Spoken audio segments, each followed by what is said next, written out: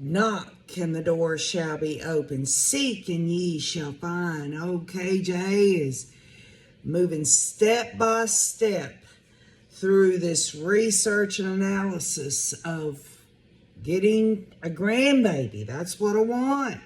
I want a grandbaby. I want my sons to get married. It's ultimately their choice. It's going to happen when it's going to happen. Hopefully, it'll be, meant to be. But there's another subject that we've got to discuss. It cannot be left out. It reminds me of that song, I'm just a common man, drive a common van. My dog ain't got a pedigree. If I had my way, gonna stay that way. High class people in their insanity, and a common man is what I'll be. Yes, folks, we're talking about money. Money changes everything, or does it really? I often wonder, why it is that humanity has decided to build this structure into society where everything's got to be paid for. Everything's got a price tag on it. Everything, is about money in this world. But KJ just wants to let y'all know that money is not evil. It's the love of money that really is the root of all evil. Now, that's just my opinion. There are people out here that've got all kinds of damn money. And you wonder, if I sit and I think about it, I think to myself, you can have every damn thing in this world. You can have a beautiful mansion. You can have fancy cars and jewelry and expensive vacations. And boy, that's a lot of fun. That's happiness. Especially for, just common people like me and my family. We're from rural Tennessee. And obviously we pay our bills and we do the best we can to manage what money we do have. But I'm like, why is it that everything has to really rely on that? Why does it seem like when it comes to relationships, engagements to get married, or even marriage itself, it's all about the money in this day and time? I mean, folks, think about it yourself. Was that a big issue when you fell in love and got married? Or how many of y'all got married, everything was great, and what broke you up? Money. The finances. They say that's the number one thing that people get divorced over. So I'm like, well, I don't know where to start with all this. Is it all about matching? Andrew or CJ has to match up financially with the women that they possibly might want to marry or date or whatever, that, this idea of some freaking heiress or a rich girl coming into my son's life, how, would that make him feel like, she's got more money than me, so I don't feel quite like a man, or vice versa. He gets with a girl that's dirt poor. I got to thinking about that. I'm like, well, there's two sides to the spectrum here. There's the ultra wealthy, and then there's the poor people out here in the world. And I don't know about you, but I've never been ultra wealthy. I've had a stable financial existence now for several years, but that's not exactly considered ultra wealthy, is it? So I want to read you this article just to kind of, air this out a little bit before we go into some specificity on what old KJ is going to be looking for in a future daughter-in-law. Obviously, that the choices are going to have to come down to whoever my sons meet, or, maybe I'll run into somebody, who knows, that I can introduce to my sons. But we've got to look at it, right? All aspects of this whole idea that old KJ wants to be a mama. I want my sons to get married and have children, right? So listen to this. Hollywood is known as the home for the rich and famous, filled with stars who are worth millions upon millions of dollars. And this is an article that's written by an Emily Trainham. Anyway, while some were born into that wealth, many others weren't. There are several actors and singers who were either born in poverty or struggled with it before they caught the break that launched their careers. Michael J. Fox is the latest celebrity to share this kind of story, revealing that he was dumpster diving before becoming a household name. In his new documentary, Still, he discussed how difficult it was for him to break into Hollywood after dropping out of high school to make the move from his home in Canada when he was only 17 years old. Fox admitted it took some time before he landed the role of Alex P. Keaton on Family Ties, the job that put him on the map. As he worked a few small gigs that didn't pay much, he found himself slowly selling off every piece of furniture in his apartment. He recalled living on a steady diet of McDonald's and eventually just eating packets of jelly that he'd swiped from restaurants. I was living on the margins, he explained in a recent interview. I was 18 years old and with no money, no connections, literally dumpster diving for food. Unlike Fox, Dolly Parton grew up in extreme poverty, although she said she doesn't look back at her childhood through that lens. Dolly Parton says, I think my childhood made me everything I am today. I would trade nothing for being brought up in the Great Smoky Mountains.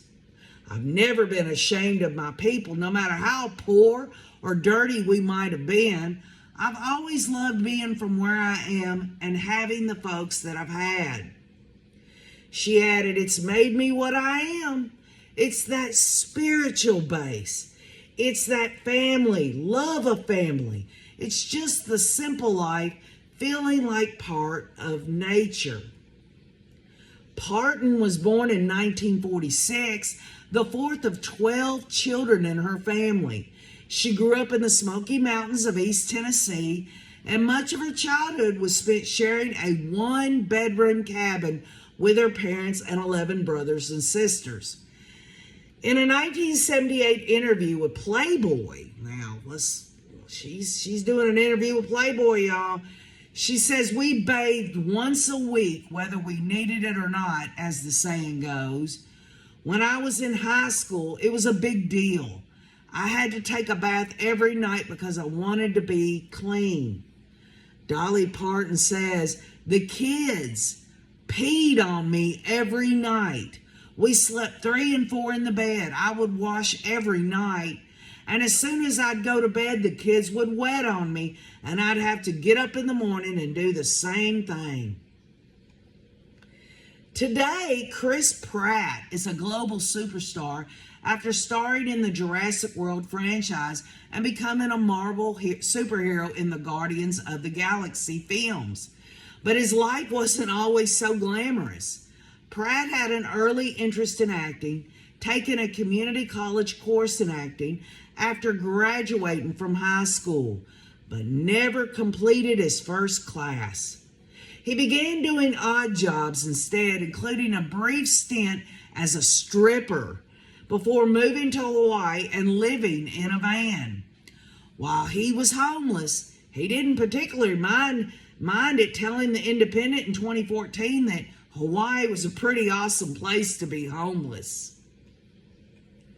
We just drank and smoked weed and worked minimal hours, 15 to 20 hours per week, just enough to cover gas, food, and fishing supplies.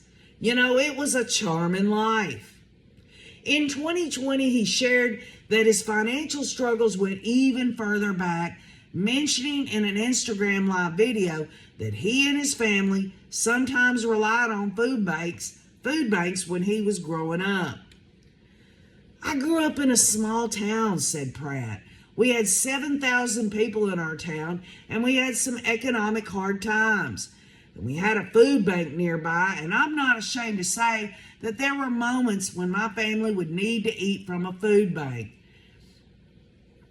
He said while urging his followers to donate to a charity Feeding America at the height of the COVID-19 pandemic. So here he is. Even though he's talking about how his family growing up had to eat from a food bank, what does he do? He tries to let people know that anyone and everyone can go through hard times. And here he is on his platform as a superstar trying to get people to donate to Feeding America. He's giving back. There's no shame in it, especially right now with what we're going through. There's help out there, and you can find that help and get that help. And there's nothing wrong with needing that help. Shania Twain has been a country icon for decades, but there was a time when she didn't know where she was going to get her next meal. Growing up in a poor family with 4 other children, Twain recounted in a 2020 interview with The Sun that she'd started working as a singer at just 8 years old, spending late nights playing in bars around town to help her parents out. Before I even graduated from high school, I'd done years of singing top 40 country, top 40 rock, folk, every genre, she said. In a Nightline interview, she said that despite helping out financially as much as she could, there were still days that she went to school hungry. It's very hard to concentrate when your stomach's rumbling, she said. I would certainly never have humiliated myself enough to reach out and ask for help and say something like, I'm hungry. Can I have that apple that you're not going to eat? I didn't have the courage to do that, said Twain. Arnold Schwarzenegger was born in Austria in 1947, and as he explained in a 1997 interview with Johnny Vaughn, he said, I was poor because I didn't have anything. I had no money, I had no things, we had no TV, we had no refrigerator, we had nothing but kids.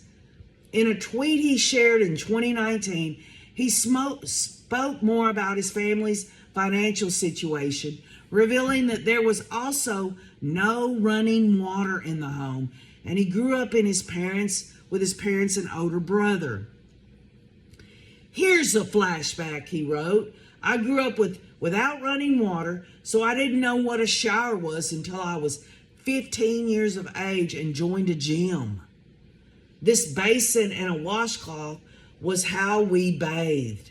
And he shows them the basin and the washcloth. He kept it all of this time. He showed a photo for reference. He said, my brother and I would schlep the water from the well to the house, and then we would all clean ourselves. First my mother, then my father, then my brother, then me. The water was dirty by the time it was our turn, but my brother and I weren't going to schlep back to the well.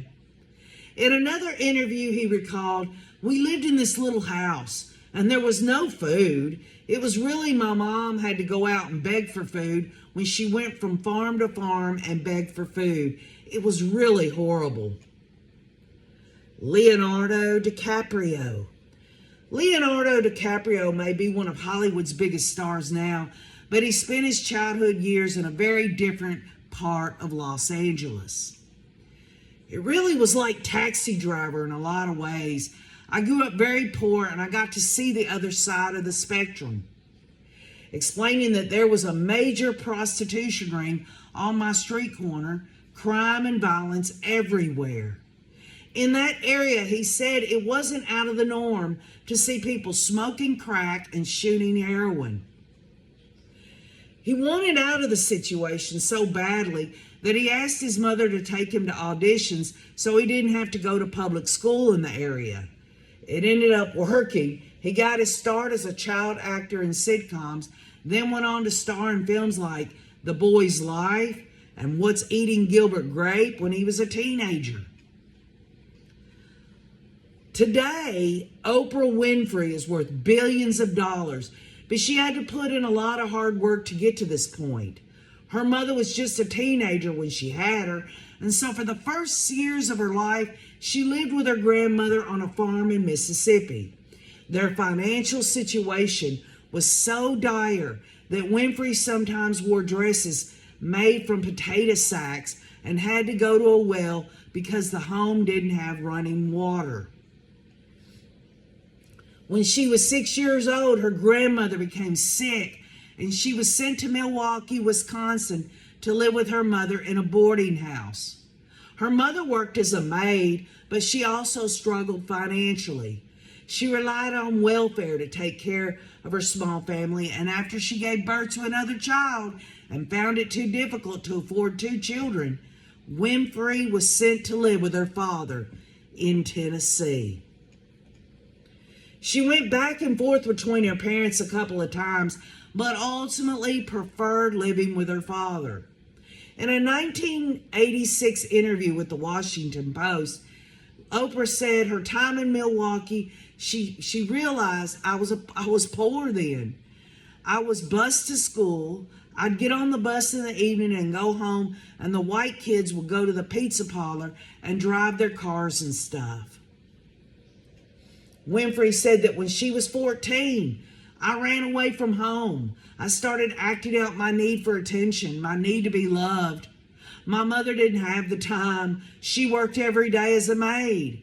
She was one of the maids of those buses. I was smart, and my mother, because she didn't have the time for me, I think tried to stifle it. If I hadn't been sent to my father, I would have gone in another direction. I could have made a good criminal. I would have used those same instincts differently. So, why is OKJ bringing all this up? It has nothing to do with this idea that I would ever want my sons to be rich and famous. What I'm trying to prove the point as is no matter where a young lady is in her life or where my sons are, that things can produce and be productive financially with good hard work. That is something that I have taught my sons throughout their life. They both have demonstrated this. Will they ever be completely and totally financially secure? I guess it all depends on how hard he works. And, so it pretty much, it works itself out in this, y'all. If you've got all the money in the world, if my sons had all the money in the world, that does not mean that they're going to be happy, that they're going to be spiritually nourished through their relationship with Jesus Christ. It seems to me that anytime I've ever known people or read in the news or whatever, people that have a good grounding in their religious faith, that this comes out later on in life to help other people. Now, I wanted to get to this aspect. This is more of a cut and dry. This is just an opinion published by Kathleen Elk and Elkins, and I'm trying to take all this in. Y'all know how I am. Research and analysis. Who are my sons going to find? Are they going to find someone who is in poverty? Are they going to find someone who's just working class? Are they going to find someone who's ultra wealthy? I just don't know. What I do hope, though, is that my sons will find someone who can be their equal with each other. And I'm talking specifically about finances. I'm talking about one doesn't make any more than the other, or perhaps, maybe, if there is more of a burden. I guess it's my old traditional style and the way that I was raised. Folks, y'all might disagree with this. That the man be the breadwinner to the best of his ability, allowing for himself to understand that ultimately a husband and a future father of my grandbabies, the buck stops with him. That's just my view. And I believe I've shown this to my sons growing up. This is something I believe in terms of their conservatism and the way that they view life. I know my children. But anyway, back to this Elkins article. It says, the average American gets married in their late 20s at age 27 for women and age 29 for men. Well, Andrew's done past that. He's 30. CJ's 24 next month. Actually, in just a couple of weeks. And the best time to get married may be between the ages of 28 and 32, according to a University of Utah analysis that found that those who commit at that point have the lowest risk of getting divorced. So how much should you have saved by the time you propose marriage? Now, you know, I know I'm putting the damn horse before the cart, but I want to have all this understanding, y'all. I've researched it and I'm looking at it. And I'm not saying that these articles that I might use in reference to research and analysis is the holy grail, but it does give you some kind of idea. The rule of thumb is to have roughly the equivalent of your annual salary in savings by the time you propose marriage. For instance, if you earn $50,000 a year, for example, you should aim to have $50,000 put away. Now, I'm not here to talk about what my sons, what their financial situation is annually or any other way. That's none of my business to be able to put out here. I'm just giving a general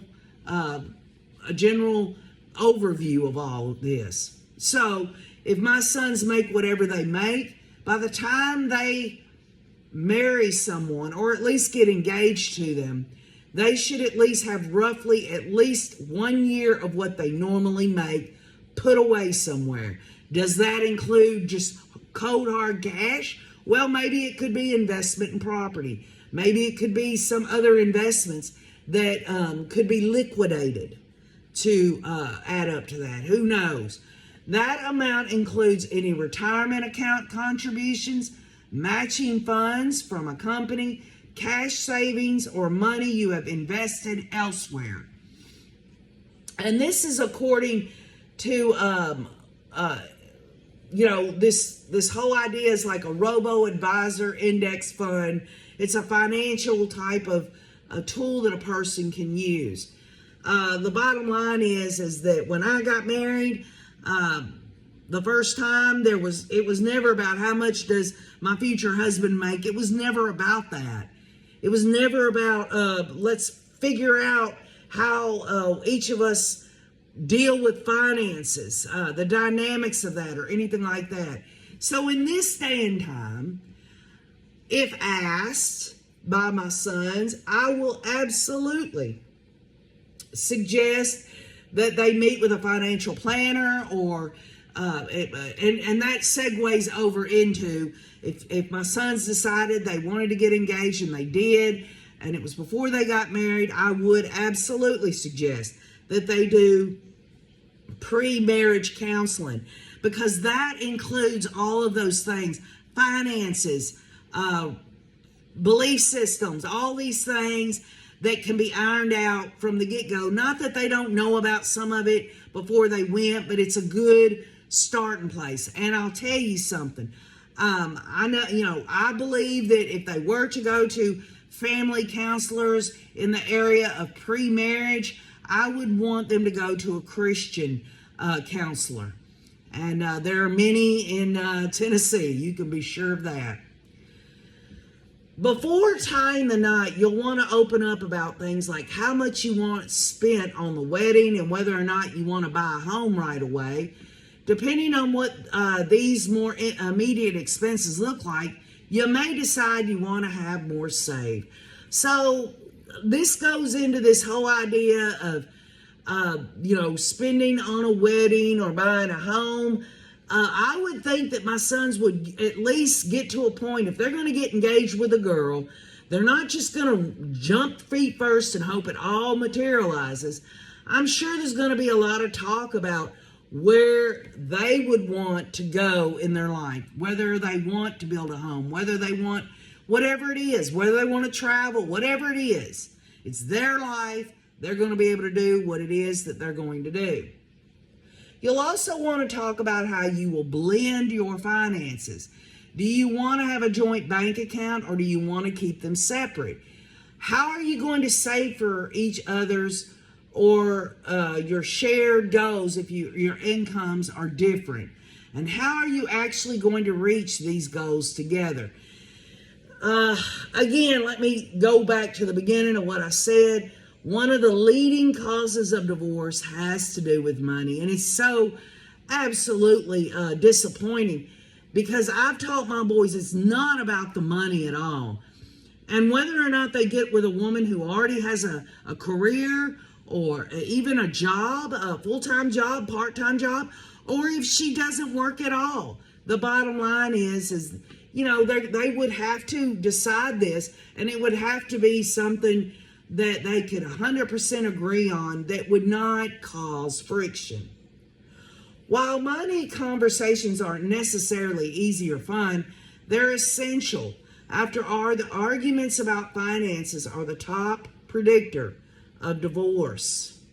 If you get married earlier or later than the typical American does, your saving goals will look different. Here's a guide for how much you should have saved at various ages. Again, y'all, this is just a template. This isn't something I necessarily agree on. What I'm trying to get across is in order for money not to be something that will cause any kind of issues or problems, it's got to be put in a lens, or at least in a box where both parties understand and realize that's not what's most important. Could it be that my sons get with a girl and over time, getting to know her, realize that money isn't the issue for her, and he himself, maybe he feels the same way, other than needing that financial stability in order to pay bills, to feel comfortable in life, to maybe do a little extra something? The bottom line is that one way or the other, you can't just throw yourself into something without what? Without lots of love, and also a good personal relationship with Jesus Christ. Y'all, I'm gonna say it till the cows come home. If my sons get with a girl that is Christian and really has a good relationship with Jesus, doesn't mean they're not going to have issues with money. But what it is going to do is it's going to have those personalities of both my son and his wife, and also, the fact that they're going to have children, which will be my future grandbabies, that they're going to understand what's most important. And that is, obviously, y'all, you take vows. You take vows and you promise to love one another. And this is so hard to do in this day and time, because all we have now is television, social media, newspaper articles, magazines, these unattainable goals. You see other people playing them out in these beautiful vacations, or these beautiful clothing, or mansions, or things like that. If my sons do not realize that it's a girl's worldview, if she's going to embrace something like that and think that's attainable, the bottom line is she'd have to work really hard, and so would he. And ultimately, y'all, do my sons want to marry a girl that's materialistic? We've been down the list in the last pre-record over different types of girls that my sons might meet. It has to really be that old-fashioned. Let's see what we can put together, because we love each other. Let's take the things that could cause us conflict and get it worked out. Get it worked out. So in your 20s, aim to save 25% of your overall gross pay. By age 30, have the equivalent of your annual salary saved. By 35, have twice your annual salary saved. And by age 40, have 3 times your annual salary saved. By age 45, have 4 times your annual salary saved. And that seems like a real easy thing to do. But we're talking about inflation. We're talking about the economy. We're talking about the fact that my son should absolutely get in that mindset of saving money. But at the same time, they've got to live life. It's not about, oh, I'm going to spend the last penny of my money and go out here and work, get some more, and just live paycheck to paycheck. That's not what I want for my sons. It's definitely not something that I think is conducive and healthy and productive to get married if you're living paycheck to paycheck. Ultimately, I guess it really comes down to this, y'all. The Lord will provide. But it also means when it comes to the Lord providing, one has to put those efforts in, work hard, be honest, make a good living, do the best you can not to get so overly into the materialism of this life that you can't bring yourself to understand that money is not everything. It can never be like that. How would this be? How would this affect my sons in the long run if they got with a girl who made more money than them or was way wealthy? I don't know. But I'll tell you this: it wouldn't be no different than if my sons got with a girl who didn't have anything at all. Because ultimately, if they choose a girl that loves the Lord, whether she has money, whether she doesn't have money, whether my sons, have enough money for a girl to feel like she could marry him, the bottom line is what is their yardstick? What would a future daughter-in-law's yardstick be in order to marry one of my sons? I'll tell you something right now. I know what my sons are looking for. They're looking for honesty, loyalty, someone to be their best friend, someone they're attracted to, someone that they feel like they can be themselves around, and they would reciprocate in the same ways. I know this. So knowing how it's just as simple as that, as the common man, money is an issue in terms of just being able to live in the type of world we're living in. I just think that ultimately, if you have a love of the Lord and you really are trying to be as responsible as possible, and you take the commitment and understand what it means to be married and have a wife and have children, and you understand that that is a big responsibility and a commitment, just to be honest and just make a good, honest, hard-working living. Both sides of the issue. Or if the woman, and when I say hard-working living, a woman might be at home having children, or maybe she has a part-time job, or maybe she don't do nothing at all. The bottom line is it's up to my sons. I can tell you this right now: they're not going to get involved with a girl that is just looking for money or materialism, or to use my sons. They have been able to deal with that, both of them, especially Andrew. He's not going to put up with, it all being about money, because I'll tell you this right now. Wayne and I, we are financially secure. And in terms of my sons, they do have an extended family, including us. They're all hardworking people that would help in times of rough times, through ups and downs and all this and that.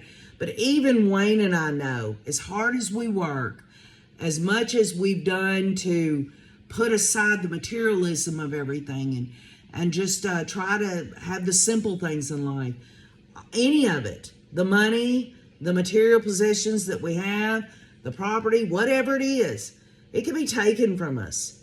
The Bible's very clear. Things get stolen, things get taken, things get rusted and corroded and destroyed. And so to have a firm grip on what the Holy Scripture says about money, it's not that money is evil. It's the love of money. because our love needs to go, and my sons their love needs to go toward others, whether it be their wife or their friends or whoever. So anyway, leave your comments. Let me know what you think, because I know there are a lot of people on here in different financial brackets, and I know there's some good stories out here about how you made ends meet and how it was through those rough times that your marriage became stronger. You know, it's real simple to say, as long as they got the money and I don't have to worry about bills and we're living the high life and all that, I'm going to be happy. Folks, there are a lot of miserable people out there that have oodles of wealth. It can't just be about that. It has to be, I mean, there are people that work their ass off to get these huge mansions and they're never home to enjoy it. Or these people go out here, they go out here and they build up all this money. But what are they doing during the time that they're building up all this money so they can say they're rich, or they're sitting on a gold mine or whatever? They're struggling because they're putting all the, you know what I'm talking about, these penny pinchers out here. Ain't nothing wrong with that, but at the same time, you know, you're going to die. All of us are going to die. My sons are going to die. Everyone's going to die.